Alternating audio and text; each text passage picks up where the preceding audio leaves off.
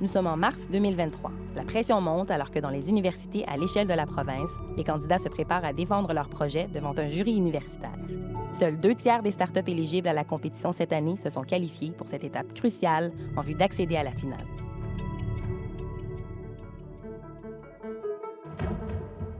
L'idée a germé de créer des bourses à partir de projets qui pouvaient émaner des universités un peu partout dans tous les campus. À chaque année, ça s'est amélioré. Aujourd'hui, c'est rendu des projets absolument extraordinaires.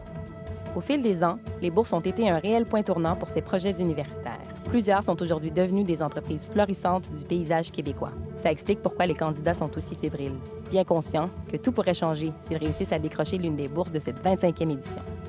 J'ai été moi-même lauréate des bourses, puis ça a permis de financer notre premier prototype qui est aujourd'hui commercialisé. Puis on a pu même aussi embaucher nos premiers employés qui sont toujours avec nous dans l'entreprise. Ça permet d'arriver du point initial où on commence à songer à quelque chose à un point final qui dit « Wow, on a réussi pas mal plus loin. » Et si on n'avait pas eu ce petit incitatif-là, on serait peut-être jamais allé jusque-là. C'était le premier argent qui rentrait dans le compte en banque qui ne venait pas de nous-mêmes. On a eu l'occasion de faire notre première preuve de concept puis de venir justement se faire propulser vers notre prochain défi qui était de concrètement traiter des patients humains.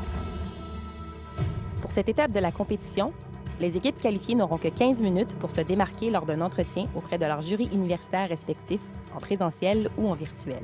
Leur mission? Convaincre 3 juges que leur projet a tous les ingrédients qu'il faut pour être désignés finalistes et représenter leur université à l'étape ultime. Quelles startups sortiront du lot? Découvrons les histoires inspirantes et les projets innovants de quelques candidats. Nous, on est vraiment au tout début de notre projet. C'est notre petit bébé encore.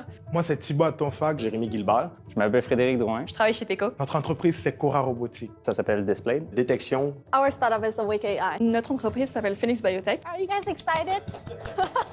On s'est couché tard hier, on s'est levé tôt ce matin, on a pratiqué. Il y a encore plein de choses à faire pour nous.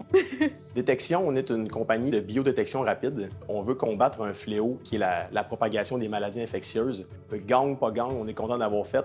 Ce qu'on veut faire, c'est aider les laboratoires en recherche en biotechnologie à réduire la quantité de plastique qu'ils utilisent. Qu'est-ce que le marché il en pense? Est-ce que vous avez testé le marché? Si on nous rappelle pour une deuxième ronde, le pitch va changer. Le but de Peco, c'est de lutter contre le gaspillage alimentaire et de favoriser l'accès à une alimentation saine et abordable. On a eu des questions challenging. Mais c'est quoi qui va vraiment vous différencier? Cora Robotique, en fait, c'est un robot autonome que nous développons pour assurer la manutention des boîtes de carton, des conteneurs. C'est quoi les contraintes de manutention que vous avez? We created an all-in-one intelligent solution that empowers care providers by streamlining the senior care process through digitalization. Great presentation, by the way. Congratulations. I feel very excited. I feel we are on the right way. Ce qu'on fait, nous, on est dans le domaine de l'imagerie médicale. Donc, ce qu'on propose, c'est une ceinture portative qui se met sur le thorax. Puis avec ça, nous, on vient détecter s'il y a une présence d'eau dans les poumons pour prévenir une hospitalisation. On est quand même habitué de pitcher. C'est sûr qu'il y a toujours un petit tract au début, mais je pense que le tract, c'est ce qui fait que tu vas performer. Puis pourquoi vous la faites pas comme demain, votre étude clinique? Maintenant, si on challenge. J'étais quand même dans la biologie, donc des réglementations, certifications extrêmement complexes. L'équipe de base avait l'air extrêmement motivée. Puis qu'il y a eu juste pour dire tout ce qu'ils nous ont dit là sur papier, c'est beau, mais... Display d'abord. Ouais. Il était solide.